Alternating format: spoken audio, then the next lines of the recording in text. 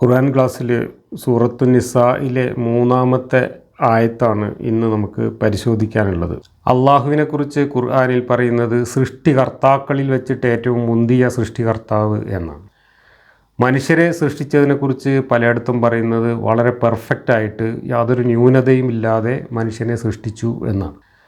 എന്നാൽ മനുഷ്യർക്കിടയിൽ ഒരുപാട് ന്യൂനതകളുള്ള ഒരുപാട് സൃഷ്ടികൾ നമുക്ക് ചുറ്റും കാണുന്നുണ്ട്. നോർമലി ഒരു കുഴപ്പമില്ലാത്ത ഒരു മനുഷ്യനാണെങ്കിൽ പോലും ഒരു മനുഷ്യൻ്റെ ശരീരത്തിൽ ഒരുപാട് ന്യൂനതകളുണ്ട്. അതല്ല ഞാൻ ചർച്ച ചെയ്യുന്നത്. മറിച്ച് അബ്നോർമലായിട്ട് ന്യൂനതകളോടുകൂടി ജനിക്കുന്ന ഒരുപാട് മനുഷ്യരുണ്ട്. അതിനൊരു ഉദാഹരണമാണ് സയാമീസ് ഇരട്ടകൾ. ഗർഭപാത്രത്തിൽ വെച്ച് തന്നെ 2 ഇരട്ട കുട്ടികൾ പരസ്പരം ഒട്ടിച്ചേർന്നുകൊണ്ട് വളരുകയും അങ്ങനെ തന്നെ അവർ ജനിക്കുകയും ചെയ്യുന്നു. അതിൽ വളരെ ഗുരുതരമായ അവസ്ഥയിലാണെങ്കിൽ ആ കുട്ടികൾ അധികവും സർവൈവ് ചെയ്യാറില്ല, മരിച്ചു പോവുകയാണ് ചെയ്യുക. എന്നാൽ മരിക്കാൻ മാത്രം ഗുരുതരമായ അവസ്ഥ ഉണ്ടാവുകയില്ല. പക്ഷേ 2 മനുഷ്യരായിട്ട് വേർതിരിഞ്ഞ് ജീവിക്കാനുള്ള സാഹചര്യവും ഇല്ലാത്ത ഒരുപാട് പേര് ജനിക്കുന്നുണ്ട്. 2 തലയുണ്ടായിരിക്കും, പക്ഷേ ഉടലും ഹൃദയവും അടക്കമുള്ള ആന്തരാവയവങ്ങൾ പോലും ഒന്നായിരിക്കും. അങ്ങനെയൊക്കെ ജനിക്കുന്ന ആളുകളുണ്ട്. ഇങ്ങനെ 2 കുട്ടികൾ ഒട്ടിച്ചേർന്ന് മനുഷ്യക്കുഞ്ഞുങ്ങളടക്കം ജനിക്കുന്നത് നമ്മൾ കാണുന്നുവെങ്കിൽ അള്ളാഹു അത്ര മുന്തിയ ഒരു സൃഷ്ടികർത്താവല്ല എന്ന് കരുതേണ്ടി വരും. ഇതൊക്കെ അള്ളാഹു സൃഷ്ടിച്ചതാണെങ്കിൽ. അതല്ലെങ്കിൽ അള്ളാഹു കരുതിക്കൂട്ടി ഇങ്ങനെയൊക്കെ ചെയ്യുന്ന ആളാണെങ്കിൽ അള്ളാഹു കൊടും ക്രൂരനായ ഒരു സാഡിസ്റ്റാണ്, ഒരു മനോരോഗിയാണ് എന്നും കരുതേണ്ടി വരും. എന്തായാലും വിഷയം അതല്ല. അള്ളാഹുവിന് ഇങ്ങനെ സൃഷ്ടി നടത്തുന്നിടത്ത് മാത്രമല്ല ഈ കുഴപ്പം സംഭവിച്ചിട്ടുള്ളത്. അള്ളാഹു പുസ്തകം എഴുതി വെക്കുന്നിടത്തും ആയത്തുകൾ ഉണ്ടാക്കി വെക്കുന്നിടത്തും അള്ളാഹുവിന് ഇതേപോലെയുള്ള അബദ്ധങ്ങൾ സംഭവിച്ചിട്ടുണ്ട് എന്നതിൻ്റെ ഒരു ഉദാഹരണമാണ് നമ്മൾ ഇന്ന് ചർച്ചയ്ക്കെടുക്കുന്ന സൂറത്തു നിസായിലെ 3-ാമത്തെ ആയത്ത്. 3-ാമത്തെ ഈ ആയത്തിനെക്കുറിച്ച് അതിൻ്റെ വ്യാഖ്യാതാക്കൾ ഉരുണ്ട് മറിയുന്നതും കരണം മറിയുന്നതും ഒക്കെ കൂടെ വായിച്ചപ്പോൾ എനിക്ക് തോന്നിയത് ഇത് 2 വാക്യങ്ങൾ എവിടെയോ വെച്ച് ഒട്ടിച്ചേർന്നതാണെന്നും ഈ 2 വാക്യങ്ങളിൽ നിന്നും ഒരുപാട് ഭാഗങ്ങൾ നഷ്ടപ്പെട്ടു പോയിട്ടുണ്ട് എന്നും പരസ്പര ബന്ധമില്ലാതെ ഇത് 2 കൂടെ ഒട്ടിച്ചേർന്ന് കിടക്കുകയാണ് എന്നുമാണ്. ഇത് എനിക്ക് തോന്നിയത് മാത്രമല്ല, ഖുർആൻ്റെ ചില മുഫസ്സിറുകൾ എഴുതി വെച്ചത് വായിച്ചാൽ ആർക്കും അത് ബോധ്യപ്പെടുകയും ചെയ്യും. ഞാൻ ഈ ഖുർആൻ വാക്യം ഒന്ന് കേൾപ്പിക്കാം, അതിൻ്റെ അർത്ഥവും വായിക്കാം. وَإِنْ خِفْتُمْ أَلَّا تُقْسِطُوا فِي الْيَتَامَى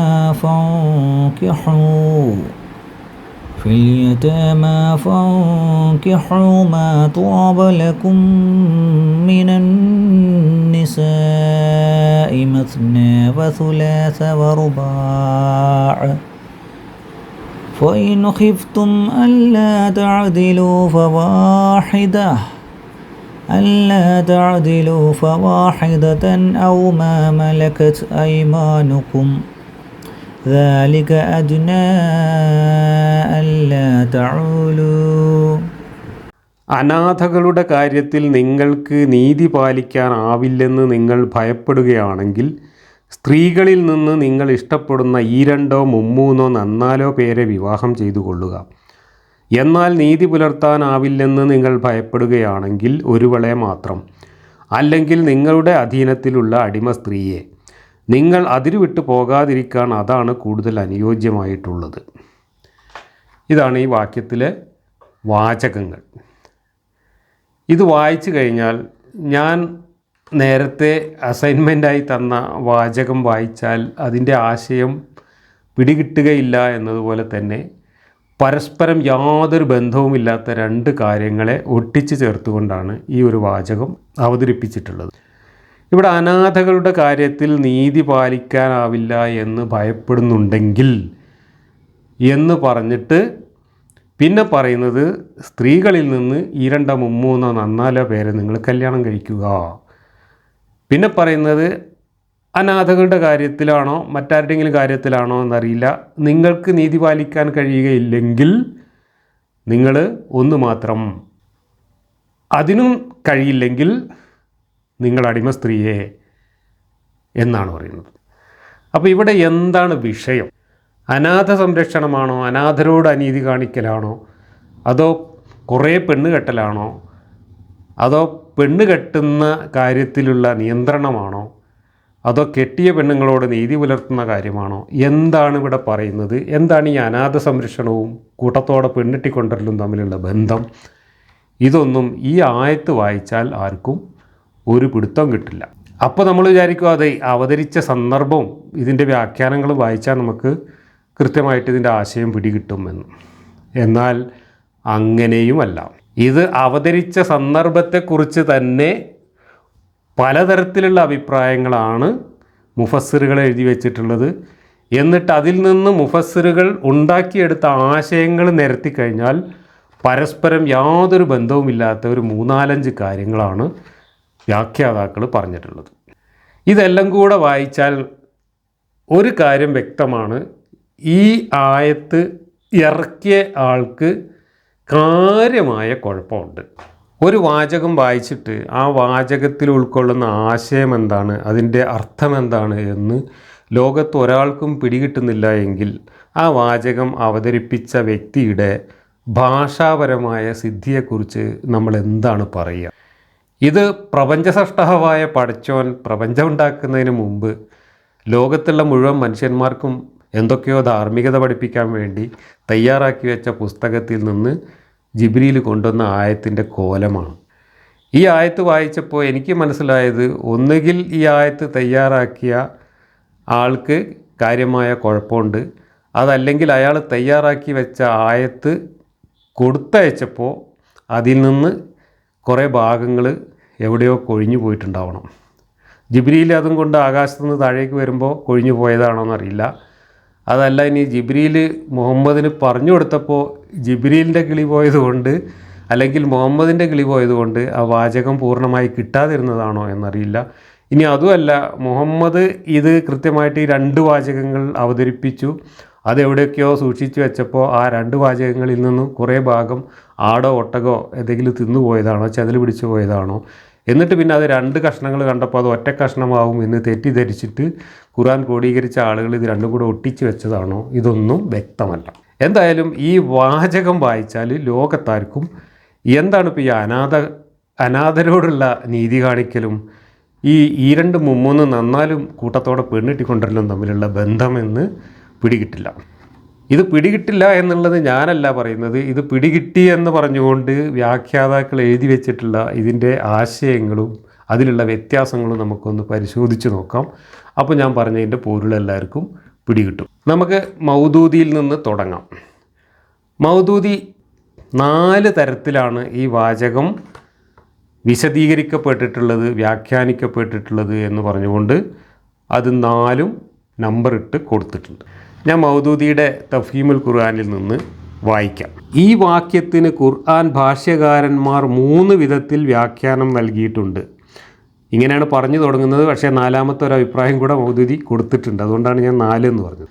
ഹസ്രത്ത് ആയിഷയിൽ നിന്ന് വ്യാഖ്യാനം: അനിസ്ലാമിക കാലത്ത് അനാഥകളായ പെൺകുട്ടികളെ അവരുടെ ധനവും സൗന്ദര്യവും കണ്ടിട്ടോ അവരെപ്പറ്റി ആരും ചോദിക്കാനില്ലെന്ന് വിചാരിച്ചോ സ്വാധീനപ്പെടുത്തിയിരുന്നവർ തങ്ങളുടെ ഹിതാനുസരണം അവരെ മർദ്ദിച്ച് അമർത്തി വെച്ചിരുന്നു.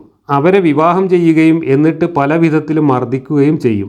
ഇതു സംബന്ധിച്ച് വന്നതാണ് ഈ വാക്യം. അനാഥകളായ പെൺകുട്ടികളോട് നീതിയിൽ വർത്തിക്കാനാവില്ലെങ്കിൽ അവരെ വിവാഹബന്ധത്തിൽ നിർത്തരുത്.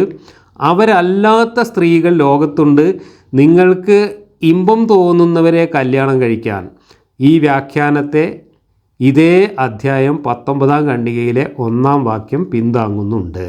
അപ്പോൾ ആയിഷ പറഞ്ഞ അഭിപ്രായമാണ് ഇവിടെ പറഞ്ഞിട്ടുള്ളത്. ആയിഷ തന്നെ 2 അഭിപ്രായം പറഞ്ഞതായിട്ട് വേറെ തെളിവുകളുണ്ട്, അത് ഞാൻ പിന്നീട് വായിക്കാം. ആയിഷ ഇവിടെ പറഞ്ഞ അഭിപ്രായം, കുറേ ആൾക്കാർ അവരുടെ കസ്റ്റഡിയിലുണ്ടായിരുന്ന അനാഥരായ പെൺകുട്ടികളെ അവർക്ക് സൗന്ദര്യവും സമ്പത്തും ഒക്കെ ഉണ്ടെങ്കിൽ മറ്റാർക്കും കല്യാണം കഴിച്ചു കൊടുക്കാതെ അവർ കറവപ്പശുക്കളായിട്ട് നിർത്തുകയും അവരുടെ സമ്പത്ത് കൈക്കലാക്കുകയും സൗന്ദര്യമുള്ള പെൺകുട്ടികളാണെങ്കിൽ അവരെ കല്യാണം കഴിച്ചും മറ്റും ലൈംഗികമായി ചൂഷണം ചെയ്യുകയും ഒക്കെ ചെയ്തിരുന്നു.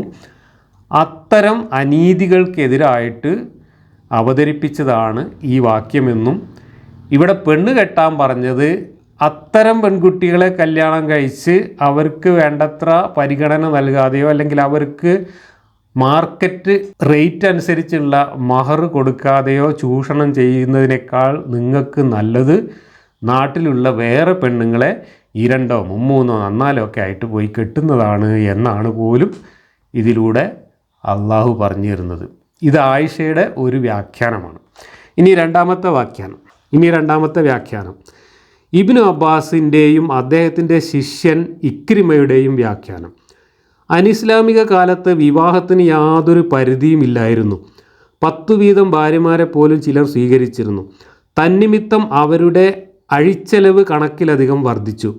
അതിനാൽ അനാഥകളും സഹോദരന്മാരുടെ സന്താനങ്ങളുമായ കുട്ടികളുടെ നിരാലംബരായ കുടുംബാംഗങ്ങളുടെയും അവകാശങ്ങളിൽ അവർ നിർബന്ധിതമായി കൈവച്ചു തുടങ്ങി. ഇതിനെ നിരോധിച്ചു കൊണ്ടുവന്നതാണ് ഈ സൂക്തം. അനാഥകളുടെ അവകാശത്തിൽ കൈകടത്തുവാൻ നിർബന്ധിതരാകത്തക്ക വിധം ഭാര്യമാരെ കണ്ടമാനം വർദ്ധിപ്പിക്കരുത്. ഒരേ അവസരത്തിൽ 4-ലധികം ഭാര്യമാരെ വെച്ചുകൊണ്ടിരിക്കരുത്. 1 മുതൽ 4 വരെ സ്വീകരിക്കാം. പക്ഷേ 1-ലധികം ഭാര്യമാർക്കിടയിൽ നീതിയും മര്യാദയും പാലിക്കാൻ കഴിയുമെങ്കിൽ മാത്രം. അനീതി മാർഗത്തിൽ നിന്ന് സുരക്ഷിതരാവാനുള്ള ഉത്തമ പോംവഴി അതാണ്. ഇവിടെ ആയിഷ പറഞ്ഞതിൽ നിന്നും വളരെ വ്യത്യസ്തമായിട്ടുള്ള ഒരു വ്യാഖ്യാനമാണ് ഇബ്നു അബ്ബാസും ഇക്രിമയും ഒക്കെ അവതരിപ്പിക്കുന്നത്. അവർ പറയുന്നത് ആളുകൾ കണ്ടമാനം പെണ്ണ് കെട്ടിയിട്ട് 8ഉം 10ഉം പെണ്ണ് കെട്ടിയിട്ട് ഈ പെണ്ണുങ്ങൾക്ക് ചിലവിന് കൊടുക്കാൻ കാശില്ലാതാവുമ്പോൾ പാപ്പരാകുന്ന സമയത്ത് അവരുടെ ബന്ധുക്കളോ അനാഥരൊക്കെ ആയിട്ടുള്ള ആളുകളുടെ സ്വത്തുക്കൾ കവർന്നെടുത്തിട്ട് അവരെ ചിലവ് കഴിക്കാൻ അത് എടുത്തിരുന്നു. ആ അനീതി ഇല്ലാതാക്കാൻ വേണ്ടിയിട്ട് അങ്ങനെ നിങ്ങൾ അമിത ചെലവുണ്ടാവുന്ന രീതിയിൽ ഒരുപാട് പെണ്ണ് കെട്ടരുത്. പെണ്ണ് കെട്ടുന്നതിൻ്റെ അളവ് ലേശം കുറയ്ക്കണം. 8ഉം 10ഉം കെട്ടുന്നതിന് പകരം നിങ്ങൾ 2ഓ 3ഓ 4ഓ ഒക്കെ കെട്ടിയാൽ മതി. അങ്ങനെ കെട്ടിയാൽ നിങ്ങൾക്ക് നീതി പുലർത്താൻ പറ്റുമെങ്കിൽ, അതല്ല 4 എണ്ണം കെട്ടിയിട്ടും നിങ്ങൾക്ക് ഈ അനാഥ കുട്ടികളോട് നീതി പുലർത്താൻ കഴിയുന്നില്ലെങ്കിൽ, ഇവിടെ 2 അഭിപ്രായം കേട്ടോ. ഇവിടെ ആ കെട്ടിക്കൊണ്ടുവന്ന ഭാര്യമാരോട് നീതി പുലർത്താൻ കഴിയില്ലെങ്കിൽ എന്നാണ് പലരും പറഞ്ഞിട്ടുള്ളത്. എന്നാൽ വേറെ പലരും പറഞ്ഞിട്ടുള്ളത് അങ്ങനെ 4 എണ്ണത്തിനെ മാത്രം കെട്ടിയാലും നിങ്ങൾക്ക് ഈ അനാഥ കുട്ടികളുടെ സ്വത്തൊക്കെ കവർന്നെടുത്ത് വീണ്ടും അനാഥ കുട്ടികളോട് അനീതി പ്രവർത്തിക്കേണ്ടി വന്നാൽ നിങ്ങൾ 4ഉം കെട്ടാൻ പാടില്ല, അപ്പോൾ നിങ്ങൾ 1 കെട്ടാൻ പാടുള്ളൂ എന്നാണ്. വേറെ ചിലർ പറയുന്നത് 4 ഭാര്യമാരെ കൊണ്ടുവന്നിട്ട് ഈ 4 ഭാര്യമാരോട് നിങ്ങൾക്ക് നീതി പുലർത്താൻ കഴിയുന്നില്ലെങ്കിൽ നിങ്ങൾ 1 കെട്ടിയാൽ മതി എന്നാണ് വേറെ ചിലർ വ്യാഖ്യാനിക്കുന്നത്. ഇവിടെ ആരോടാണ് അനീതി പ്രവർത്തിക്കുമെന്ന് ഭയപ്പെടുന്നത് എന്ന് ഈ രണ്ടാമത് പറഞ്ഞ അനീതി കാര്യത്തിൽ ഖുർആനിൽ വ്യക്തമാക്കിയിട്ടില്ല. ഒന്നാമത് പറഞ്ഞത് അനാഥരോട് എന്നാണ്. എന്നാൽ രണ്ടാമത് ആരോട് എന്ന് പറഞ്ഞിട്ടില്ല. ആദ്യം പറഞ്ഞതിൻ്റെ തുടർച്ചയായിട്ട് എടുക്കുകയാണെങ്കിൽ അനാഥരോട് നീതി പുലർത്താൻ കഴിയില്ല എന്ന് നിങ്ങൾ ആശങ്കിക്കുന്നുവെങ്കിൽ നിങ്ങളുടെ ഭാര്യമാരുടെ എണ്ണം കുറച്ച് 4 ആക്കുക. 4 ആക്കിയിട്ടും നിങ്ങൾക്ക് നീതി പുലർത്താൻ കഴിയുന്നില്ലെങ്കിൽ നിങ്ങൾ 1 ആക്കി ചുരുക്കുക. 1 ആക്കിയിട്ടും നിങ്ങൾക്ക് നീതി പുലർത്താൻ കഴിയില്ലെങ്കിൽ നിങ്ങൾ വല്ല അടിമ പെണ്ണുങ്ങളെയും നോക്കിയാൽ മതി എന്നാണ് ഇവിടെ പറയുന്നത്. ഇനി ഭാര്യമാരുടെ എണ്ണമാണ്, ഭാര്യമാരോടുള്ള നീതി പുലർത്തലാണ് പ്രശ്നമെങ്കിൽ ഇവിടെ അർത്ഥം വരുന്നത് നിങ്ങൾ അനാഥരോട് അനീതി കാണിക്കേണ്ടി വരുമെന്ന് ഭയപ്പെട്ടാൽ നിങ്ങൾ ഭാര്യമാരുടെ എണ്ണം 2, 3, 4 എന്ന രീതിയിൽ ചുരുക്കി കൊണ്ടുവരിക. എന്നിട്ട് ഈ ഭാര്യമാരോട് നിങ്ങൾക്ക് നീതി പുലർത്താൻ കഴിയുന്നെങ്കിൽ മാത്രം അങ്ങനെ ചെയ്താൽ മതി. അതിന് നിങ്ങൾക്ക് കഴിയില്ല എന്നാണ് നിങ്ങൾ ആശങ്കിക്കുന്നതെങ്കിൽ നിങ്ങൾ ഭാര്യമാരുടെ എണ്ണം പിന്നെയും കുറച്ച് 1 ആക്കുക. 1 ഭാര്യ ആയാലും നിങ്ങൾക്ക് നീതി പുലർത്താൻ കഴിയില്ല എങ്കിൽ നിങ്ങൾ അടിമ പെണ്ണിനെ ഉപയോഗിക്കുക. ഇതാണ് ഇവിടെ പറയുന്നത്. ഇപ്പോൾ ആയിഷ പറഞ്ഞതും ഇബ്നു അബ്ബാസ് പറഞ്ഞതും വളരെ വ്യത്യസ്തമായിട്ടുള്ള കാര്യങ്ങളാണ്. ഒരുപാട് ഭാര്യമാരുണ്ടായിട്ട് അവരെ തീറ്റിപ്പോറ്റാൻ കാശില്ലാതെ പാപ്പരാകുമ്പോൾ ഈ അനാഥ കുട്ടികളുടെ സ്വത്ത് കവർന്നെടുക്കാൻ ഇവർ നിർബന്ധിതരാകുന്നു. ചിലപ്പോൾ അവരുടെ കസ്റ്റഡിയിൽ തന്നെയുള്ള അനാഥ പിള്ളേരായിരിക്കും സ്വത്തുള്ളവർ. ആ സ്വത്ത് ഇവരെടുക്കുന്നു. അതൊഴിവാക്കാൻ വേണ്ടി ഭാര്യമാരുടെ എണ്ണം കുറയ്ക്കണമെന്നാണ് ഈ ആയത്തിലൂടെ പറയുന്നത്. ഇതാണ് രണ്ടാമത്തെ വ്യാഖ്യാനം. ഇനി മൂന്നാമത്തെ വ്യാഖ്യാനം നോക്കുക. സഈദ് ബിൻ ജുബൈറിൻ്റെയും ഖത്താദയുടെയും മറ്റു ചില വ്യാഖ്യാതാക്കളുടെയും അഭിപ്രായം, അനാഥ കുട്ടികളോട് അനീതി കാണിക്കുന്നത് അനിസ്ലാമിക കാലത്തും ആളുകൾ മോശമായി കരുതിയിരുന്നു. എന്നാൽ സ്ത്രീകളോട് അങ്ങനെ ആയിരുന്നില്ല. അവരുടെ കാര്യത്തിൽ യാതൊരു നീതിയും പാലിച്ചിരുന്നില്ല. എത്ര ഭാര്യമാരെ വേണമെങ്കിലും സ്വീകരിക്കുകയും എന്നിട്ട് അവരോട് അനീതിയും അക്രമവും പ്രവർത്തിക്കുകയും ചെയ്തിരുന്നു. ഇതിനെക്കുറിച്ചാണ് പ്രകൃതവചനം. യത്തീമുകളോട് അനീതി കാണിക്കപ്പെടുന്നതിനെപ്പറ്റി നിങ്ങൾ ആശങ്കിക്കുന്നുണ്ടെങ്കിൽ സ്ത്രീകളോടും അത് പ്രവർത്തിച്ചുകൂടാത്തതാണ്. അതിനാൽ 4-ലധികം ഭാര്യമാരെ കല്യാണം കഴിക്കരുത്. ഈ 4 തന്നെ സ്വീകരിക്കുന്നതിൽ തികച്ചും നീതിബോധത്തിൻ്റെ അടിസ്ഥാനത്തിലായിരിക്കണം. നിങ്ങൾക്ക് നീതി പാലിക്കാനാവില്ലെങ്കിൽ ഒന്നിനെ മാത്രം സ്വീകരിക്കുക. അപ്പോൾ ഇവിടെ എന്താണ് അഭിപ്രായം? അനാഥ കുട്ടികളോട് നീതി പുലർത്തണം എന്ന് ഏറെക്കുറെ നിങ്ങൾക്കൊക്കെ അറിയാമല്ലോ. എന്നാൽ സ്ത്രീകളോട് അങ്ങനെ നീതി പുലർത്തണം എന്ന് നിങ്ങളാരും കരുതുന്നില്ല. അത് ശരിയല്ല. അനാഥ കുട്ടികളോട് നീതി പുലർത്തുന്നതിനെക്കുറിച്ച് നിങ്ങൾ ആശങ്കപ്പെടുന്നുണ്ടെങ്കിൽ അതുപോലെ തന്നെ സ്ത്രീകളോട് അനീതി കാണിക്കുന്നതിനെക്കുറിച്ചും നിങ്ങൾ ആശങ്കപ്പെടേണ്ടതാണ്. അതുകൊണ്ട് നിങ്ങൾ സ്ത്രീകളോട് നീതി പാലിക്കണം. എങ്ങനെയാണ് നീതി പാലിക്കേണ്ടത്? നിങ്ങൾ കണ്ടമാനം പെണ്ണ് കെട്ടരുത്. അല്ലെങ്കിൽ നിങ്ങൾ 2, 3, 4 പേരെ മാത്രമേ കെട്ടാൻ പാടുള്ളൂ. എന്നിട്ടും നിങ്ങൾ ഈ സ്ത്രീകളോട് നീതി പുലർത്താൻ നിങ്ങൾക്ക് പറ്റില്ല എങ്കിൽ നിങ്ങൾ 1 മാത്രം കെട്ടിയാൽ മതി. 1 കെട്ടിയിട്ടും നിങ്ങൾക്ക് നീതി പുലർത്താൻ കഴിയില്ല എങ്കിൽ നിങ്ങൾ അടിമ പെണ്ണിനെ വാങ്ങിക്കൊണ്ടുവന്നിട്ട് അടിമ പണിയെടുത്താൽ മതി. ഇതാണ് 3ാമത്തെ അഭിപ്രായം. 3ഉം വളരെ വ്യത്യസ്തമായിട്ടുള്ള അഭിപ്രായങ്ങളാണ് വന്നിട്ടുള്ളത്. ഇനി 4ാമത്തെ ഒരു അഭിപ്രായം കൂടെ ഇവിടെ മൗദൂദി അവതരിപ്പിക്കുന്നുണ്ട്. പ്രസ്തുത 3 വ്യാഖ്യാനങ്ങൾക്കും സാധ്യമായ വിധത്തിലാണ് ആയത്തിൻ്റെ ഭാഷാഘടന. 3 വ്യാഖ്യാനങ്ങളും ഒപ്പം വിവക്ഷിക്കാവുന്നതുമാണ്. 4ാമത്തെ ഒരു വ്യാഖ്യാനത്തിനും സാധ്യതയുണ്ട്. അനാഥകളോട് വേണ്ടത്ര നീതി കാണിപ്പാൻ നിങ്ങൾക്കാവില്ലെങ്കിൽ ആ അനാഥകൾ ഏതു സ്ത്രീകളോടൊപ്പമാണോ അവരെ വിവാഹം കഴിക്കുക. ഇങ്ങനെയാണ് മൗദൂദി പറഞ്ഞിട്ടുള്ളത്. പക്ഷെ വേറെ പല വ്യാഖ്യാതാക്കളും പറഞ്ഞിട്ടുള്ളത് അനാഥ കുട്ടികളെ നിങ്ങളുടെ കസ്റ്റഡിയിൽ നിങ്ങൾ സംരക്ഷിക്കുമ്പോൾ അവരോട് വേണ്ടത്ര നീതി പുലർത്താൻ നിങ്ങൾക്ക് കഴിയുന്നില്ലെങ്കിൽ ആ അനാഥ കുട്ടികളെ സംരക്ഷിക്കാൻ കഴിവുള്ള പെണ്ണുങ്ങളെ നോക്കി 2, 3, 4 പെണ്ണുങ്ങളെ നിങ്ങൾ ഈ അനാഥരെ നോക്കാൻ വേണ്ടിയിട്ട് കെട്ടിക്കൊണ്ടുവരിക എന്നാണ് പറഞ്ഞിട്ടുള്ളത്. ഇപ്പോൾ വളരെ വ്യത്യസ്തമായിട്ടുള്ള 4 അഭിപ്രായങ്ങൾ നമുക്ക് കിട്ടിക്കഴിഞ്ഞു. ഇനി ഈ പറഞ്ഞത് മൗദൂദി ഈ പറഞ്ഞ രീതിയിലും അല്ല ഈ കിതാബുകളിലൊന്നും പറഞ്ഞിട്ടുള്ളത്. അതിൽ നിന്ന് കുറേ വ്യത്യാസങ്ങളുണ്ട്. ഞാൻ പല കിതാബുകളും ഇതുമായി ബന്ധപ്പെട്ട് നോക്കി. അപ്പോൾ മൗദൂദിയൊക്കെ ഇതിനകത്ത് കുറേ വെള്ളം ചേർത്ത് പറഞ്ഞതായിട്ടാണ് മനസ്സിലായത്. ഇനി പലരും ഇതിൽ ആയിഷ പറഞ്ഞ ആ ഒരു വ്യാഖ്യാനമാണ് കൂടുതൽ സ്വീകാര്യതയുള്ളത് എന്ന് അഭിപ്രായപ്പെട്ടിട്ടുണ്ട്. ആയിഷ പറഞ്ഞ അഭിപ്രായത്തെക്കുറിച്ച് ഇമാം റാസി എഴുതിയിരിക്കുന്നത് ഇങ്ങനെയാണ്. ആ മഹദി പറഞ്ഞു, അനാഥയായ ഒരു പെൺകുട്ടി അവളുടെ രക്ഷാധികാരിയുടെ കീഴിലുണ്ടാവുകയും അവളുടെ അഴകിലും ധനത്തിലും കൊതിച്ച് തുച്ഛമായ മഹറിന് അവൻ തന്നെ അവളെ വിവാഹം ചെയ്യുകയും ചോദിക്കാനും പറയാനും ആരുമില്ലാത്തതുകൊണ്ട് വിവാഹാനന്തരം അവളോട് മോശമായി പെരുമാറുകയും ചെയ്യുന്നു. തദവസരത്തിലാണ് അനാഥകളുടെ കാര്യത്തിൽ നീതി പാലിക്കാനാവുകയില്ലെന്ന് നിങ്ങൾ ഭയപ്പെടുന്ന പക്ഷം നിങ്ങൾക്ക് ഉത്തമമായി തോന്നുന്ന മറ്റു സ്ത്രീകളെ 2, 3, 4 വീതം വിവാഹം ചെയ്യാം എന്ന് പറഞ്ഞത്. ആയിഷ തുടർന്ന് പറയുന്നു, ഈ ആയത്ത് അവതരിച്ച ശേഷം സ്വഹാബികൾ നബിയോട് മതവിധി ആവശ്യപ്പെട്ടു. അപ്പോൾ അവതീർണമായതാണ് സ്ത്രീകളെക്കുറിച്ച് അവർ മതവിധി ചോദിക്കുന്നു എന്ന സൂക്തം. ആ സൂക്തം ഇതേ അധ്യായത്തിലെ ഒടുക്കം കൊണ്ടിട്ട് 127ാമത്തെ വാക്യമായിട്ടാണ് കൊണ്ടു കൊടുത്തിട്ടുള്ളത്. അപ്പോൾ ഈ വാക്യം അവതരിച്ചിട്ട് നാട്ടുകാർക്ക് ഇതെന്താണെന്ന് മനസ്സിലായിട്ടില്ല. മനസ്സിലാവാത്തതുകൊണ്ട് നാട്ടുകാർ പോയിട്ട് നബിയോട് വീണ്ടും ഇതിന് വിശദീകരണം ചോദിച്ചു. അതല്ലെങ്കിൽ ഈ കാര്യത്തിൽ വിധി ചോദിച്ചുകൊണ്ട് ചെന്നു. അങ്ങനെ ചെന്നപ്പോൾ വേറൊരു വിശദീകരണമായിട്ടൊരായത്ത് കൂടി ഇറക്കിക്കൊടുത്തു. ഇപ്പോൾ ഈ 3ാം വാക്യത്തിൻ്റെ വിശദീകരണം ചോദിച്ചുകൊണ്ട് ആളുകൾ നബിയെ സമീപിച്ചപ്പോൾ അതിന് വിശദീകരണം നൽകിക്കൊണ്ട് ഇറക്കിയ ആയത്താണ് ഈ അധ്യായത്തിലെ 127ാമത്തെ വാക്യമായിട്ട് കൊടുത്തിട്ടുള്ളത്.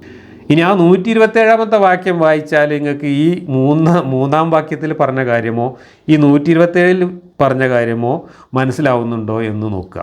സ്ത്രീകളുടെ കാര്യത്തിൽ അവർ നിന്നോട് വിധി തേടുന്നു. പറയുക, അവരുടെ കാര്യത്തിൽ അള്ളാഹു നിങ്ങൾക്ക് വിധി നൽകുന്നു.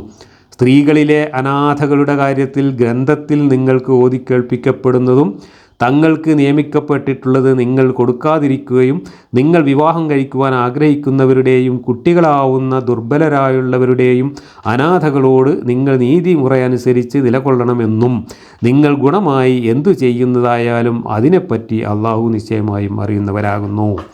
വല്ല പിടുത്തം കിട്ടിയോ? ആദ്യം പറഞ്ഞതിനെ വിശദീകരിച്ചതിൻ്റെ പോലാണ് ഈ കാണുന്നത്. എന്താണ് ഇതിൽ പറയുന്നത് എന്നുള്ളതും ഒരു പിടുത്തം കിട്ടില്ല.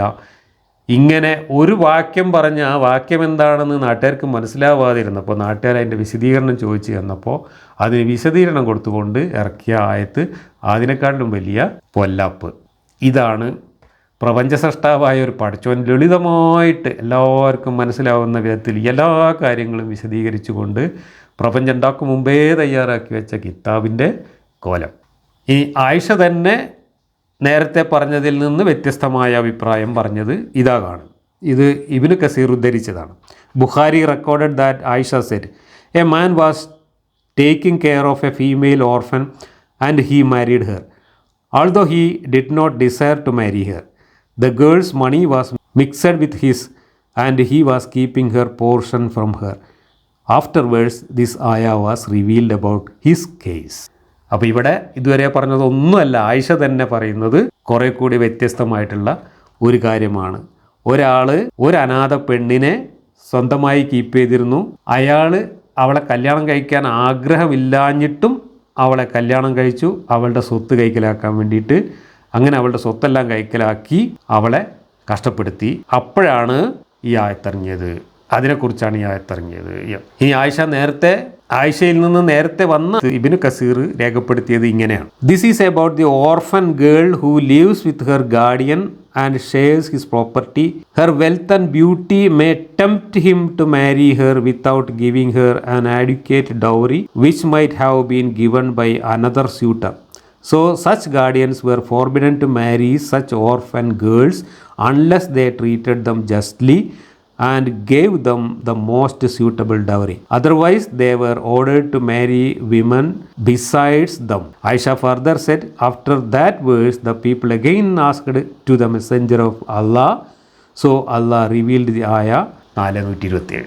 ഇവിടെ പറയുന്നത് കല്യാണം കഴിച്ചു എന്നല്ല, ചില ആളുകൾ അങ്ങനെ കല്യാണം കഴിക്കാതെ ഇങ്ങനെ അനാഥരായ പെൺകുട്ടികളുടെ സൗന്ദര്യവും അവരുടെ സമ്പത്തും മോഹിച്ചുകൊണ്ട് അവരെ കല്യാണം കഴിക്കാൻ ആഗ്രഹിച്ച് നടക്കുകയും എന്നാൽ ആ പെൺകുട്ടികൾക്ക് സ്യൂട്ടബിളായിട്ടുള്ള മാർക്കറ്റിൽ മറ്റുള്ളവരെ കല്യാണം കഴിച്ചാൽ കിട്ടാൻ സാധ്യതയുള്ള അത്ര ഡൗറി, അത്ര മഹർ കൊടുക്കാതിരിക്കുകയും ചെയ്തിരുന്നു. അങ്ങനെ ചെയ്യാൻ ആഗ്രഹിച്ചുകൊണ്ട് ഈ പെൺകുട്ടികളെ ചൂഷണം ചെയ്യുന്ന ആളുകളുണ്ടായിരുന്നു. അവർക്കെതിരെയാണ് ഈ ആയത്തിറങ്ങിയത് എന്ന്. നേരത്തെ പറഞ്ഞതുമായിട്ട് ചെറിയൊരു വ്യത്യാസം. നേരത്തെ ഒരു വ്യക്തിയെക്കുറിച്ച് പറഞ്ഞു, ആ വ്യക്തികൾ കല്യാണം കഴിച്ചു എന്ന് പറഞ്ഞു. ഇവിടെ അങ്ങനെയല്ല. അങ്ങനെ കല്യാണം കഴിക്കാൻ ആഗ്രഹിക്കുന്ന പല വ്യക്തികളും ഉണ്ടായിരുന്നു. അവർ ഈ പെൺകുട്ടികളുടെ സൗന്ദര്യവും സ്വത്തും കണ്ടിട്ടാണ് കല്യാണം കഴിക്കാൻ ഉദ്ദേശിച്ചിരുന്നത്. ഇത് രണ്ടും ഇല്ലാത്തവരാണെങ്കിൽ അവർ പീഡിപ്പിക്കുമായിരുന്നു എന്നൊക്കെ പറഞ്ഞിട്ട് വേറെ ഒരുപാട് വിശദീകരണങ്ങളുണ്ട്. അതിനെക്കുറിച്ചാണ് ഈ പറഞ്ഞത്. എന്തായാലും പെണ്ണ് കെട്ടലും അനാഥരോട് നീതി കാണിക്കലും തമ്മിൽ ബന്ധപ്പെടുത്തണമെങ്കിൽ വലിയ പാടാണ്. ആയിഷ അത് ബന്ധപ്പെടുത്തുന്നത് അനാഥരായ പെൺകുട്ടികളെ ഇങ്ങനെ ചൂഷണം ചെയ്യുന്നതിന് പകരം നിങ്ങൾ വേറെ എവിടെയെങ്കിലും പോയിട്ട് 2, 3, 4 പെണ്ണ് കെട്ടിക്കൂളിയും എന്നാണ് ഈ പറയുന്നത് എന്ന്. അപ്പോൾ മൗദൂദി വിശദീകരിച്ച 4 വ്യാഖ്യാനങ്ങളിൽ വളരെയധികം വ്യത്യാസം നമ്മൾ കണ്ടു. ആയിഷ തന്നെ പലപ്പോഴും പലതും മാറ്റി പറഞ്ഞതായിട്ടും കണ്ടു. ഇനി ഇതിനൊക്കെ പുറമെ നമ്മുടെ CN അഹമ്മദ് മൗലവി ഇതിനൊക്കെ അപ്പുറത്ത് വേറൊരു വ്യാഖ്യാനം പറഞ്ഞുകൊണ്ട് രംഗത്ത് വന്നിട്ടുണ്ട്. അതിനെ കുറ്റപ്പെടുത്തിക്കൊണ്ട് നമ്മുടെ കൂറ്റനാട് മുഹമ്മദ് മുസ്ലിയാർ സുന്നി തഫ്സീറിൽ എഴുതിയിട്ടുള്ള കാര്യമാണ് വായിക്കുന്നത്. CN അഹമ്മദ് മൗലവി ഈ ആയത്തിനെ എങ്ങനെയാണ് വ്യാഖ്യാനിച്ചത് എന്ന്. എന്നാൽ CN അഹമ്മദ് മൗലവി പറയുന്നത് വാസ്തവത്തിൽ ഇവിടെ ചൂണ്ടിക്കാണിക്കുന്നത് ഇതൊന്നുമല്ല എന്നാണ് എനിക്ക് തോന്നുന്നത് എന്നാകുന്നു. അതായത് ആയിഷ പ്രസ്താവിച്ചതോ ഇമാം ഇബ്നു ജറീർ ബലപ്പെടുത്തിയതോ ഒന്നും ശരിയാണെന്ന് മൗലവിക്ക് തോന്നുന്നില്ല. പിന്നെ അദ്ദേഹത്തിന് തോന്നുന്നത് എന്താണെന്നല്ലേ, അതു താൻ സുദീർഘമായി പ്രതിപാദിച്ചിട്ടുണ്ട്.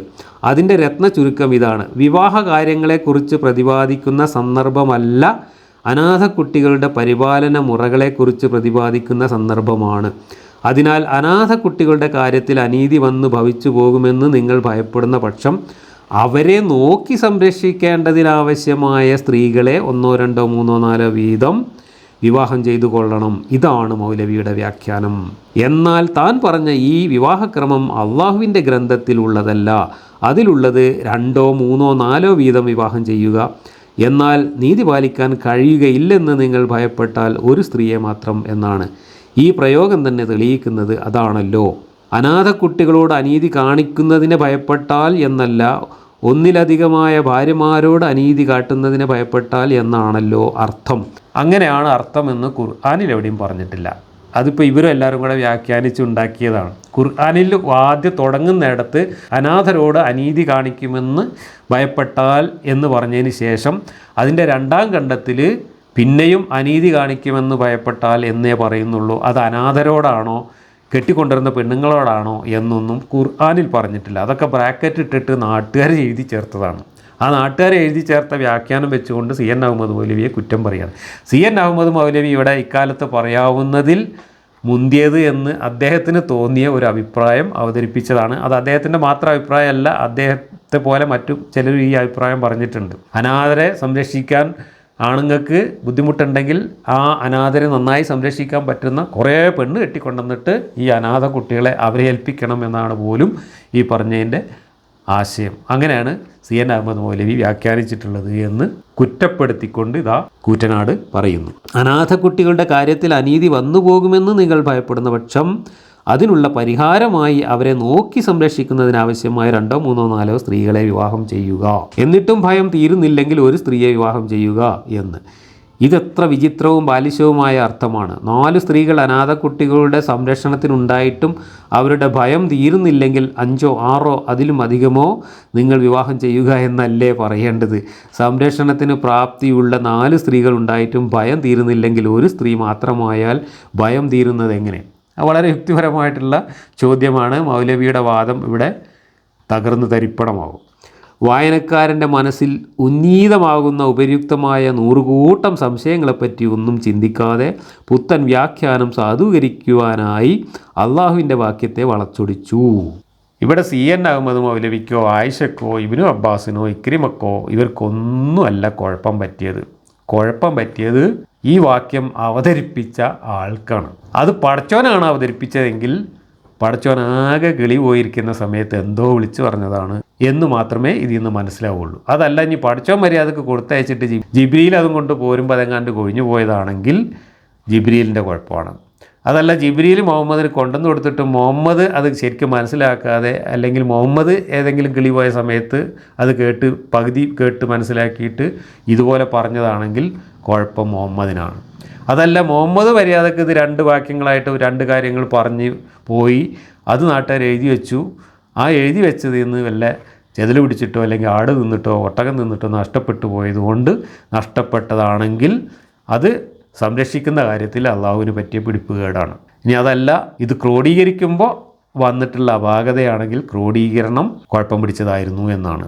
എവിടെ എന്ത് കുഴപ്പമായാലും സർവശക്തനായ പടച്ചോൻ ഒരു ആയത്ത് കൊടുത്തയച്ചിട്ട് അത് നാട്ടുകാർക്ക് മനസ്സിലാവാത്ത രൂപത്തിലും അത് ഈ കോലത്തിൽ 4, 5 വ്യാഖ്യാനങ്ങൾക്ക് വിധേയമാക്കേണ്ട രൂപത്തിലും ആശയവ്യക്തതയില്ലാതെ വന്നു എങ്കിൽ അതും പരസ്പരം യാതൊരു ബന്ധവുമില്ലാത്ത 2 കാര്യങ്ങൾ കൂട്ടിയൊട്ടിച്ചുകൊണ്ട് ഒരു വികലാംഗനെ പോലെ, ഒരു സയാമീസ് ഇരട്ടയെ പോലെ അവതരിപ്പിക്കപ്പെട്ട ഈ വാക്യം ഖുർആൻ ആരുടെ ഗ്രന്ഥമാണ് എന്നതിൻ്റെ 1ാം തരം ദൃഷ്ടാന്തമാണ്.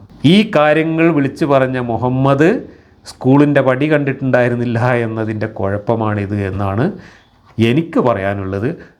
അതുതന്നെയാണ് സത്യവും. മര്യാദക്കൊരാശയം പറഞ്ഞു കൊടുക്കാനുള്ള ഭാഷാസിദ്ധി ഈ വെളിപാടുകാരനായ മുഹമ്മദിനുണ്ടായിരുന്നില്ല. അതല്ലെങ്കിൽ നമ്മൾ പ്രപഞ്ചസൃഷ്ടാവായ അള്ളാഹു തീരെ വെളിവില്ലാത്ത ആളാണ് എന്ന് പറയേണ്ടി വരും. അങ്ങനെ അള്ളാഹുവിനെ വെളിവുകെട്ട ഒരുത്തനാക്കി നിന്ദിക്കുന്നതിനേക്കാൾ നല്ലത് ഈ വെളിപാടൊക്കെ ഇറക്കിയത് മുഹമ്മദാണ് എന്ന് മനസ്സിലാക്കുന്നതാണ്. ഇനി ഇബ്നു അബ്ബാസിൻ്റെ തഫ്സീറിൽ പറയുന്നത് നോക്കുക.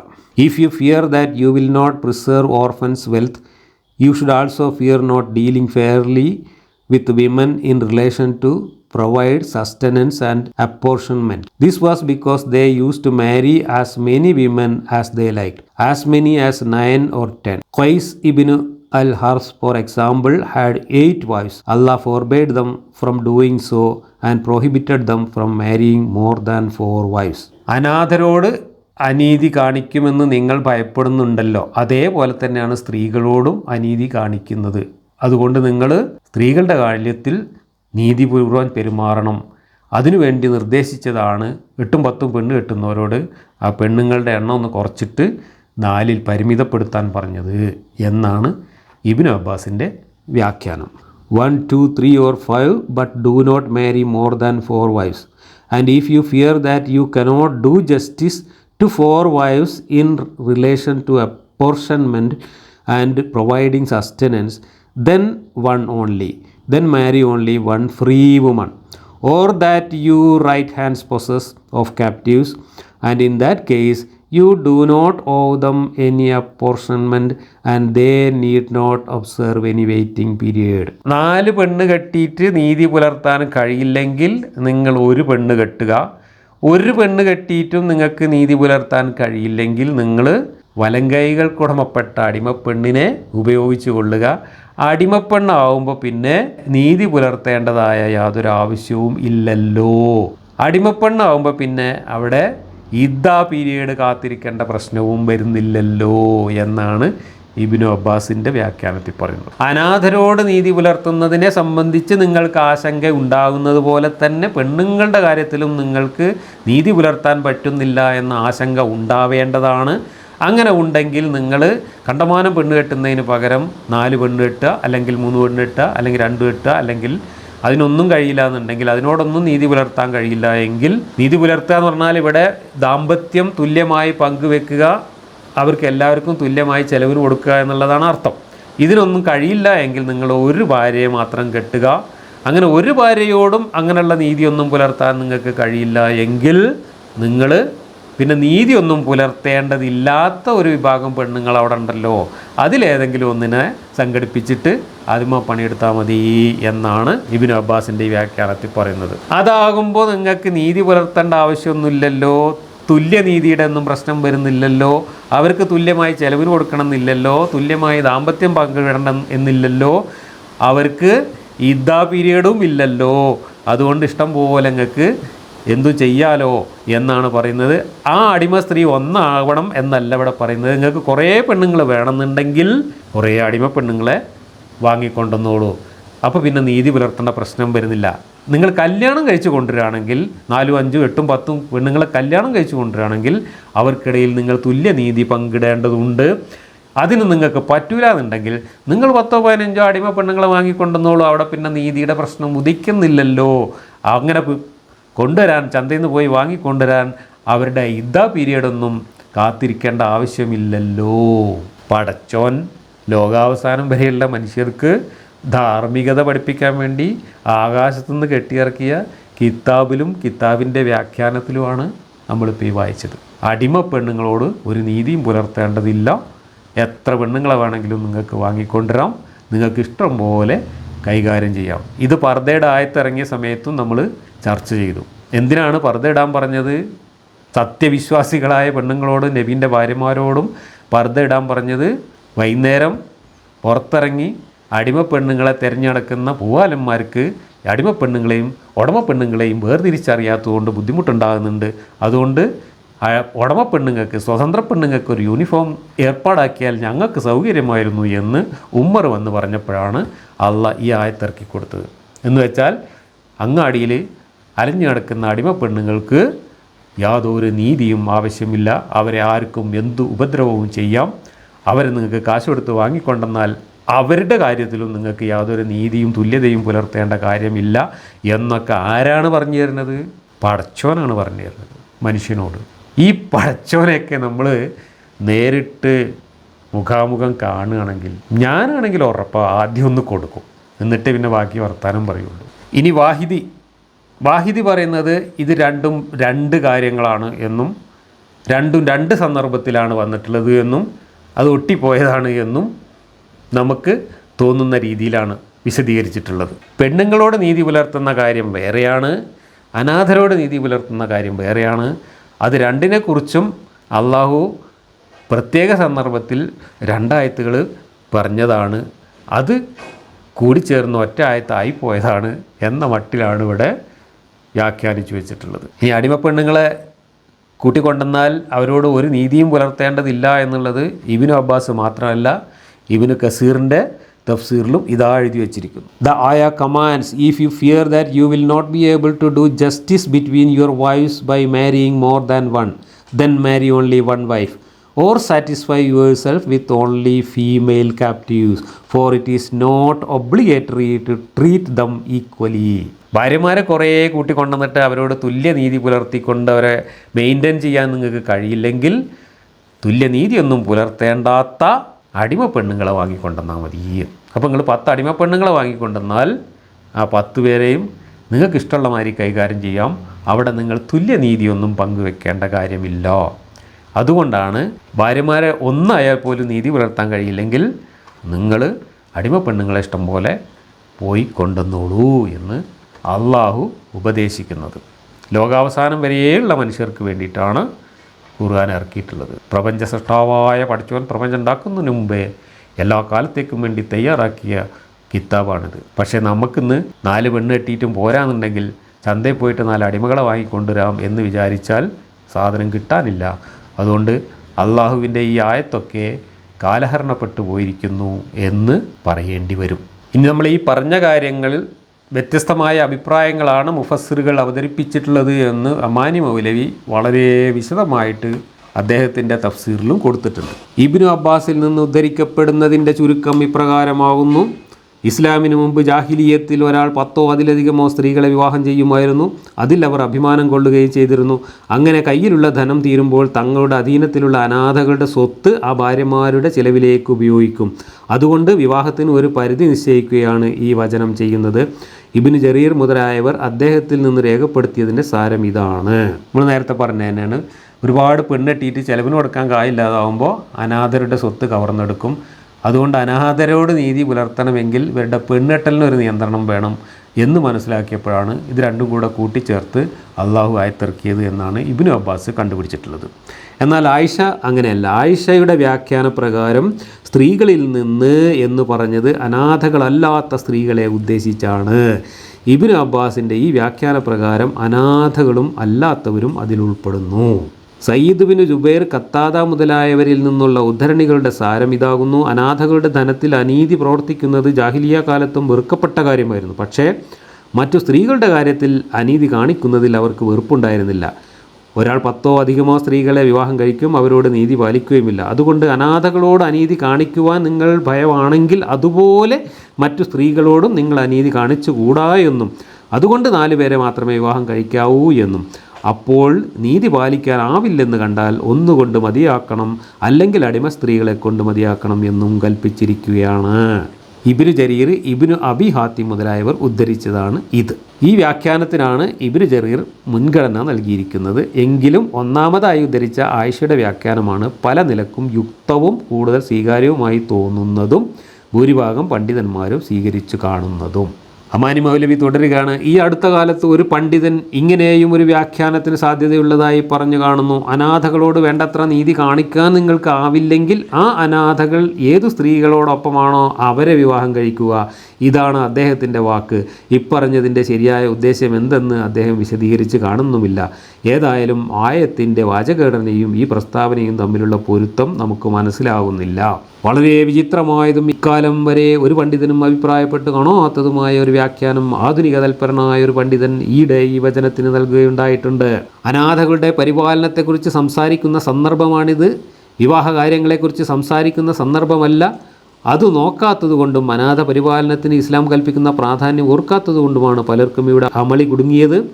തൻ്റെ വ്യാഖ്യാനമാണ് നേർക്കുനേരെയുള്ള വ്യാഖ്യാനം, ബാക്കിയെല്ലാം വളച്ച് തിരിച്ചുകൊണ്ടുള്ളതാണ് എന്നൊക്കെ തൻ്റെ പാണ്ഡിത്യം സമർത്ഥിച്ചുകൊണ്ട് അദ്ദേഹം അവതരിപ്പിച്ച ആ വ്യാഖ്യാനത്തിൻ്റെ ചുരുക്കം ഇങ്ങനെയാകുന്നു: അനാഥകളുടെ പരിപാലനത്തിൽ നീതി പാലിക്കുകയില്ലെന്നും ഭയമുണ്ടെങ്കിൽ നിങ്ങൾക്ക് നന്നായി തോന്നിയ അനാഥ പരിപാലനത്തിന് പ്രാപ്തരായ സ്ത്രീകളെ ആവശ്യം പോലെ 1, 2, 3, 4 വിവാഹം കഴിച്ച് നിങ്ങൾ ഒന്നിച്ച് താമസിച്ചു കൊള്ളണം.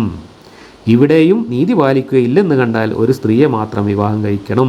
CN അഹമ്മദ് മലിയെ കുറ്റപ്പെടുത്തിക്കൊണ്ട് അമാനി മൗലവി ഒരുപാട് കളമൂത്രം പോലെ എഴുതി വെച്ചിട്ടുണ്ട്. അനാഥ പരിപാലനത്തിൻ്റെ പ്രാധാന്യത്തെക്കുറിച്ച് മാത്രമല്ല, ഖുർആനിൻ്റെ ഭാഷാ സാഹിത്യം, അവതരണ സന്ദർഭങ്ങൾ, അതിന് നബിയിൽ നിന്നോ അവിടുത്തെ ചര്യയിൽ നിന്നോ ലഭിക്കുന്ന വ്യാഖ്യാനങ്ങൾ എന്നിവയെപ്പറ്റിയെല്ലാം ഇവരെക്കാൾ അറിയാവുന്നവരും സൂക്ഷ്മതയിലും സത്യസന്ധതയിലും ഇവരെ വെല്ലുന്നവരുമായ ആ മുൻഗാമികളായ മഹാന്മാർ ഈ വചനത്തിന് നൽകുന്ന വ്യാഖ്യാനങ്ങൾ വളഞ്ഞു തിരിഞ്ഞതാണെന്നും തൻ്റെ വ്യാഖ്യാനമാണ് നേർക്കുനേരെയുള്ളതെന്നുമുള്ള ഇദ്ദേഹത്തിൻ്റെ വീരവാദത്തെപ്പറ്റി സൽബുദ്ധിയുള്ളവർ അവർക്കിഷ്ടമുള്ള വിധി കൽപ്പിച്ചു കൊള്ളട്ടെ.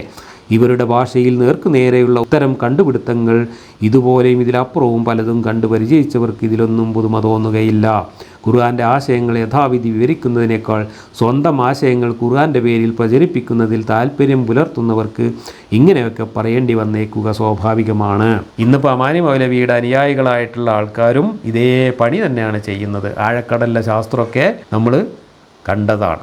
അങ്ങനെ CN അഹമ്മദ് മൗലവിയെ കുറ്റപ്പെടുത്തിയതിന് ശേഷം ബഹുഭാര്യത്വത്തിന് കുറേ ന്യായീകരണങ്ങൾ അവതരിപ്പിച്ചിട്ടുണ്ട് അമാനി മൗലവി.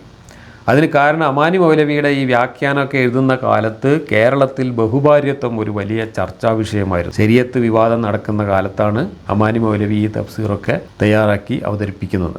അപ്പോൾ ബഹുഭാര്യത്വത്തിനെതിരായിട്ട് അന്ന് കേരളീയ സമൂഹത്തിൽ നടന്നിരുന്ന ചർച്ചകളുടെ അടിസ്ഥാനത്തിൽ അമാനി മൗലവി അതിനൊക്കെ അക്കമിട്ട് മറുപടി പറയുന്നതാണ് അദ്ദേഹത്തിൻ്റെ തഫ്സീറിൽ നമ്മൾ കാണുന്ന മറ്റൊരു കാര്യം. അനിയന്ത്രിതമായ ബഹുഭാര്യത്വം പ്രചാരത്തിലുണ്ടായിരുന്നത് കൊണ്ട് ഖുർആൻ അത് പെട്ടെന്ന് നിഷിദ്ധമാക്കി പ്രസ്താവിച്ചില്ല. തൽക്കാലം ഈ വചനം മുഖേന ചില ഉപാധികളോടുകൂടി അത് 4 പരിമിതപ്പെടുത്തുകയാണ് ചെയ്തത്. അന്നത്തെ പ്രത്യേക ചുറ്റുപാടുകളിലുള്ള അനുമതി മാത്രം. പിൽക്കാലത്തേക്ക് ആ വിധി ബാധകമല്ല. ഈ 2 വാദങ്ങളും ഖുർആൻ്റെയും ഇസ്ലാമിൻ്റെയും നേർക്കുള്ള കയ്യേറ്റമല്ലാതെ മറ്റൊന്നുമല്ല. അപ്പോൾ അന്ന് പുരോഗമനവാദികളായ ആളുകൾ ബഹുഭാര്യത്വത്തിനെതിരായിട്ട് സംസാരിച്ചിരുന്ന കാര്യങ്ങൾ എടുത്ത് ഉദ്ധരിച്ചിട്ട് അതിനെ ഖണ്ഡിക്കുകയാണ് അമാനി മൗലവി. അത് അന്നത്തെ പ്രത്യേക സാഹചര്യത്തിൽ അനുവദിച്ചതാണ്. അന്ന് കണ്ടമാനം പെണ്ണെട്ടിയിരുന്ന ആളുകളോട് 4 എന്ന് അന്ന് പരിമിതപ്പെടുത്തിയതാണ്. അത് ഇന്ന് ബാധകമല്ല, ഇന്ന് അങ്ങനത്തെ സാഹചര്യങ്ങളൊന്നും ഇല്ല എന്നൊക്കെ പുരോഗമനവാദികൾ വാദിച്ചിരുന്നു. അതിനുള്ള മറുപടിയാണിത്. ഇവയെപ്പറ്റി പ്രമാണങ്ങളുടെയും ചരിത്രത്തിൻ്റെയും യുക്തിയുടെയും വെളിച്ചത്തിലൂടെ വിശദമായൊരു നിരൂപണത്തിന് മുതിരുന്ന പക്ഷം അത് വളരെ ദീർഘിച്ചു പോകുന്നതുകൊണ്ടും പല പണ്ഡിതന്മാരും ഇതിലുള്ള സത്യാവസ്ഥ വിവരിച്ചുകൊണ്ട് പ്രസ്താവനകളും ലിഖിതങ്ങളും പുറപ്പെടുവിച്ചിട്ടുള്ളതുകൊണ്ടും ഇവിടെ അധികമൊന്നും സംസാരിക്കുവാൻ ഉദ്ദേശിക്കുന്നില്ല. സാമാന്യം ചില സൂചനകൾ മാത്രം നൽകാം. ഒന്നിലധികം ഭാര്യമാരെ സ്വീകരിക്കുക എന്നാണ് ബഹുഭാര്യത്വം കൊണ്ടുള്ള വിവക്ഷ. ആ വാക്ക് സൂചിപ്പിക്കുന്നത് പോലെ വളരെയധികം ഭാര്യമാരെ സ്വീകരിക്കൽ എന്ന് അതിനർത്ഥമില്ല. ഒന്നിലധികം ഭാര്യമാരെ വിവാഹം കഴിക്കൽ സ്വതവേ ഒരു ചീത്ത വൃത്തിയാണെന്ന് സ്ഥാപിക്കുവാൻ മതപ്രമാണങ്ങളിൽ നിന്നോ പ്രവാചകന്മാരുടെ ചര്യകളിൽ നിന്നോ തെളിവ് ലഭിക്കുന്നില്ല.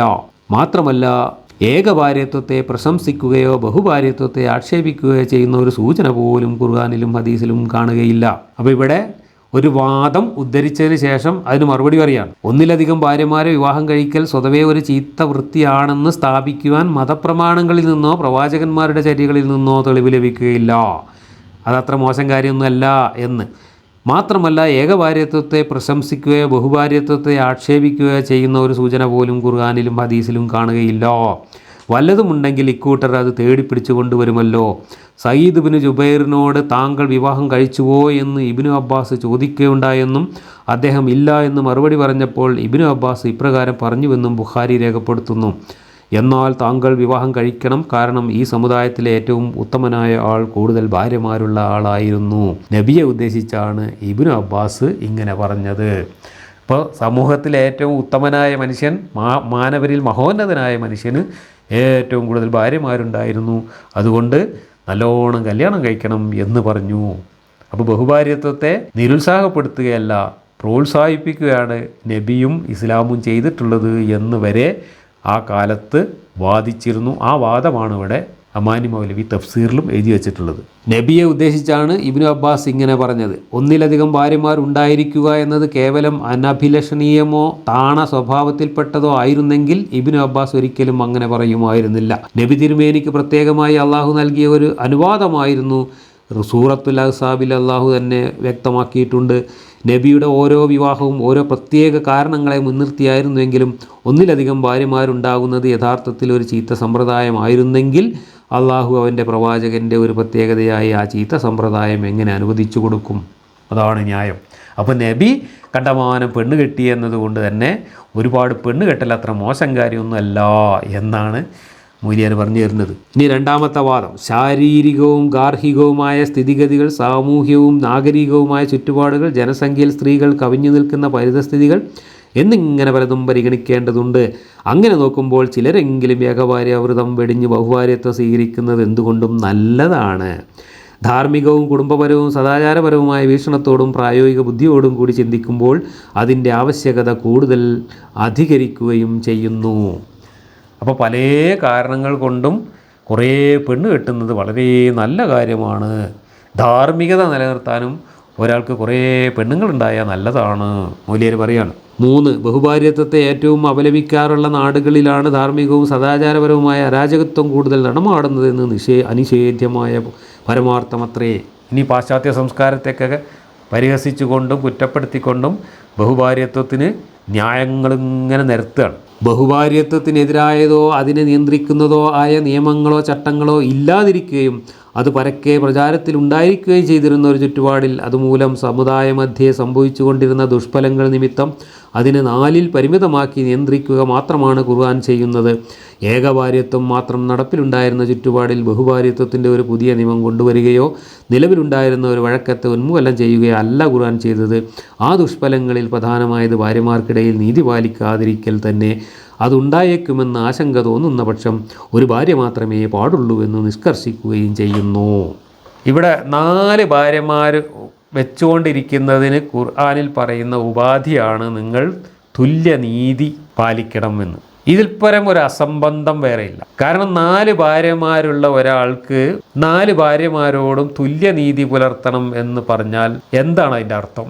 4 ഭാര്യമാരുള്ള ഒരാളുടെ ഒരു ഭാര്യയ്ക്ക് എത്ര ഭർത്താവാണ് ഉള്ളത്? 4/1 ഭർത്താവ്, കാൽ ഭർത്താവ്. അപ്പോൾ 4 പെണ്ണുങ്ങൾ കാൽ ഭർത്താവിനെ കൊണ്ട് തൃപ്തിപ്പെട്ടുകൊണ്ട് ജീവിക്കുകയും പുതിയാപ്പിള 4 ഭാര്യമാരെ മാറി മാറി ഉപയോഗിച്ചുകൊണ്ട് സുഖിക്കുകയും ചെയ്യുമ്പോൾ അവിടെ എന്ത് നീതിയാണ് കൂട്ടരുള്ളത്? ഈ 4 പേരുള്ളത് 4 പേർക്ക് എന്ത് തുല്യമായി പങ്കുവെച്ചാലും അവിടെ നീതിയുടെ പ്രശ്നമേ ഉദിക്കുന്നില്ല. കാരണം നീതി നടപ്പിലാവണമെങ്കിൽ ഈ ഭർത്താവിനുള്ള അതേ സ്വാതന്ത്ര്യവും അതേ സൗകര്യങ്ങളും ഈ ഭാര്യമാർക്കുണ്ടാവണം. അപ്പോൾ 4 ഭാര്യമാരുള്ള ഒരാൾ നീതി പങ്കുവെക്കാനാണ് ഉദ്ദേശിക്കുന്നതെങ്കിൽ ആ 4 ഭാര്യമാർക്ക് ഓരോരുത്തർക്കും വേറെ 4 ഭർത്താക്കന്മാരും കൂടി ഉണ്ടെങ്കിലേ അവിടെ നീതിയുടെ പ്രശ്നമേ വരുന്നുള്ളൂ. ദാമ്പത്യത്തിൻ്റെ കാര്യത്തിലായാലും വൈവിധ്യങ്ങളുടെ കാര്യത്തിലായാലും സെക്സിൻ്റെ കാര്യത്തിലായാലും ഏത് കാര്യത്തിലായാലും ഇയാൾക്ക് 4 എണ്ണം ആവാമെങ്കിൽ ആ 4 എണ്ണത്തിൽ ഓരോരുത്തർക്കും 4 എണ്ണത്തിനുള്ള സൗകര്യം വേണ്ടേ?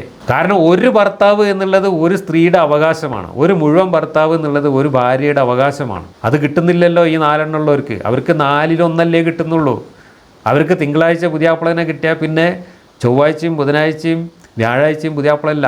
ഈ 3 ദിവസം അവർ യാസീൻ ഓതി കിടക്കണം. 4ാമത്തെ ദിവസമാണ് അവർക്ക് പുതിയാപ്പിളനെ തിരിച്ചു കിട്ടുന്നത്. അതേ സമയത്ത് ഇയാൾക്കാണെങ്കിലോ ഡെയിലി മാറി മാറി മാറി പുതിയ എണ്ണങ്ങൾ ഇങ്ങനെ വന്നുകൊണ്ടിരിക്കുകയും ചെയ്യും.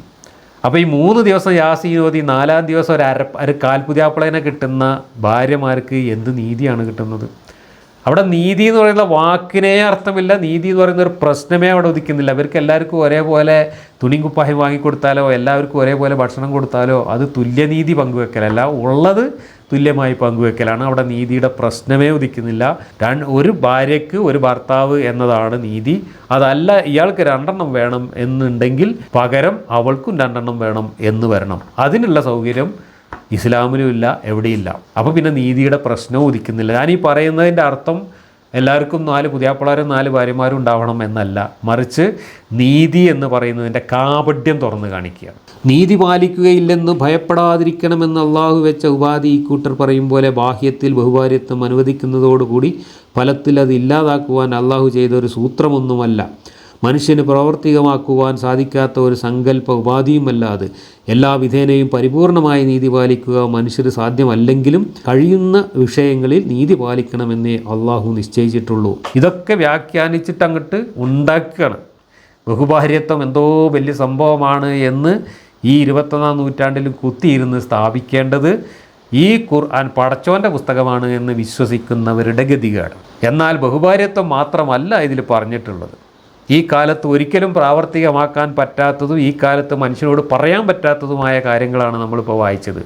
നിങ്ങൾ ഒന്നിനോട് നീതി പുലർത്താൻ പറ്റൂലെങ്കിൽ നിങ്ങൾ നീതി പുലർത്തേണ്ടാവാത്ത അടിമ പെണ്ണുങ്ങളെ വാങ്ങിക്കൊണ്ടെന്നോളീൻ. ഈ അടിമ പെണ്ണുങ്ങൾ എന്ന് പറയുന്നത് മനുഷ്യരല്ലേ?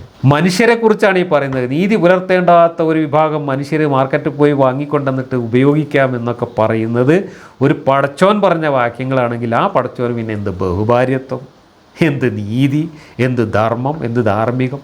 6-ാം നൂറ്റാണ്ടിലെ ഒരു ഗോത്ര മനുഷ്യൻ്റെ ചിന്തയ്ക്കും നീതിബോധത്തിനും അപ്പുറത്തേക്ക് ഒരടി മുന്നോട്ട് സഞ്ചരിക്കാൻ കഴിയാത്ത ഒരു പ്രാകൃത ഗോത്രദൈവമായിരുന്നു അള്ളാഹു എന്നതും ആ അള്ളാഹു മുഹമ്മദ് എന്ന് പറയുന്ന കൗശലക്കാരൻ്റെ ഒരു ഫേക്ക് ഐഡി മാത്രമായിരുന്നു എന്നും മനസ്സിലാക്കാൻ ഇതിൽ പരം തെളിവൊന്നും സാമാന്യ ബുദ്ധിയുള്ള ആർക്കും ആവശ്യമില്ല. കാലഗതിക്കും ജനഹിതത്തിനും അനുസരിച്ച് മതമൂല്യങ്ങളും മതനിയമങ്ങളും മാറ്റിക്കൊണ്ടിരിക്കണമെന്ന ഒരു ആഗ്രഹം മാത്രമാണ് ഈ ബഹുഭാര്യത്വത്തിനെതിരായിട്ടുള്ള ന്യായങ്ങൾ. പലിശ, പർദ്ദ, അനന്തരാവകാശം പോലെയുള്ള വേറെ പല വിഷയങ്ങളിലും ഇവർ ഇതുപോലെ ചിലതൊക്കെ പറയാറുള്ളതാണ്. ഇത് സംബന്ധിച്ച് ഇവിടെ കൂടുതലൊന്നും സംസാരിക്കേണ്ടുന്ന ആവശ്യം തോന്നുന്നില്ല. ഇസ്ലാം അനുവദിച്ച ബഹുഭാര്യത്വം അതിൻ്റെ നിയമങ്ങളും നിബന്ധനകളും മര്യാദകളും യഥാവിധി പാലിച്ചുകൊണ്ട് അംഗീകരിക്കപ്പെടുകയും അതിന് നിയമപരമായോ നയപരമായോ പ്രതിബന്ധങ്ങൾ സൃഷ്ടിക്കപ്പെടാതിരിക്കുകയും ചെയ്യുന്ന പക്ഷം ഇന്ന് ലോകത്ത് നടമാടിക്കൊണ്ടിരിക്കുന്ന ധാർമ്മികവും ലൈംഗികവുമായ അരാജകത്വത്തിൻ്റെ തേർവാഴ്ച തന്നെ അപ്രത്യക്ഷമാകുമായിരുന്നു. ഇന്ന് ലോകത്ത് നടക്കുന്ന സകല അരാജകത്വത്തിനും സകല തോന്നിവാസങ്ങൾക്കുള്ള പരിഹാരം എന്താണ്? 3-4 പെണ്ണ് കെട്ടുക എന്നാണ് പറഞ്ഞു നിർത്തുന്നത്. ഇനി ഇവിടെ ഈ ആയത്തിൽ 2 3 4 സ്ത്രീകളെ കല്യാണം കഴിച്ച് കൊണ്ടുവരിക എന്ന് പറഞ്ഞത് 4 പരിമിതപ്പെടുത്തിയതല്ല എന്ന വ്യാഖ്യാനവും ഉണ്ട്. ആ വ്യാഖ്യാനത്തെക്കുറിച്ച് ഇവരൊക്കെ തന്നെ പറയുന്നുണ്ട്. ഷിയാക്കളെക്കുറിച്ചാണ് ഇവർ ആരോപിക്കുന്നത് അങ്ങനെ വ്യാഖ്യാനിക്കുന്നു എന്ന്.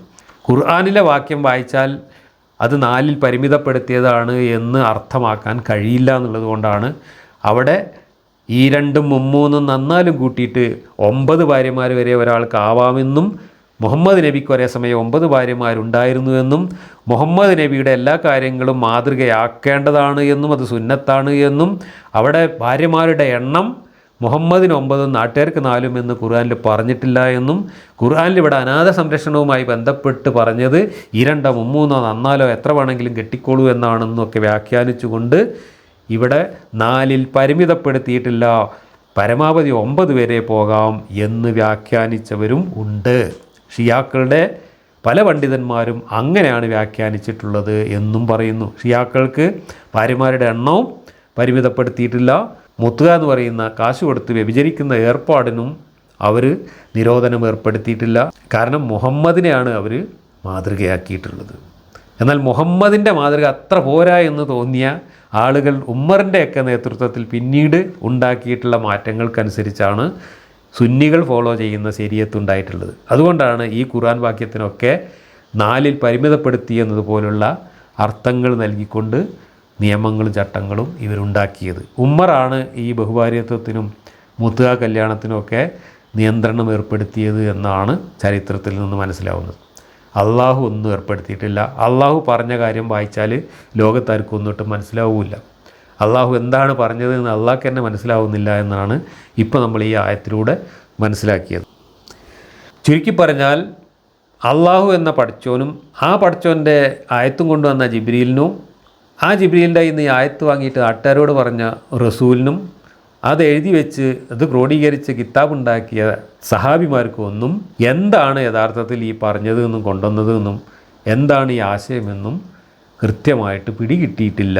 അങ്ങനെ പിടികിട്ടാവുന്ന രൂപത്തിൽ ക്ലിയറായിട്ടും വ്യക്തമായിട്ടും ലളിതമായിട്ടും ഖുർആനിൽ ഒരു വാചകം പറയാൻ ഈ അള്ളാഹിനെ കൊണ്ട് കഴിഞ്ഞിട്ടുമില്ല എന്നാണ് ഈ ഒരൊറ്റ ആയത്ത് പരിശോധിച്ചാൽ നമുക്ക് മനസ്സിലാവുന്നത്. പരസ്പരം യാതൊരു ബന്ധവുമില്ലാത്ത 2 കാര്യങ്ങൾ കൂട്ടിയൊട്ടിച്ച് 2നും പൂർണ്ണതയില്ലാതെ അവതരിപ്പിച്ചതുകൊണ്ട് എന്താണ് ആശയമെന്നറിയാതെ വ്യാഖ്യാതാക്കൾ കിടന്ന് കരണം മറിയുന്നതാണ് നമ്മളിവിടെ കണ്ടത്.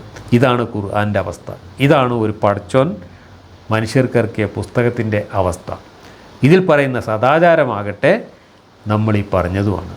അടിമ പെണ്ണുങ്ങൾ ഇഷ്ടം പോലെ നിങ്ങൾ കൊട്ടിക്കൊണ്ടെന്നോ യാതൊരു നീതിയും പാലിക്കേണ്ട കാര്യമില്ല, അവർക്ക് ഇദ്ദയുമില്ല എന്നൊക്കെയാണ് അള്ളാഹു എന്ന പടച്ചോൻ ലോകാവസാനം വരെയുള്ള മനുഷ്യന്മാരോട് പറഞ്ഞിട്ടുള്ളത്.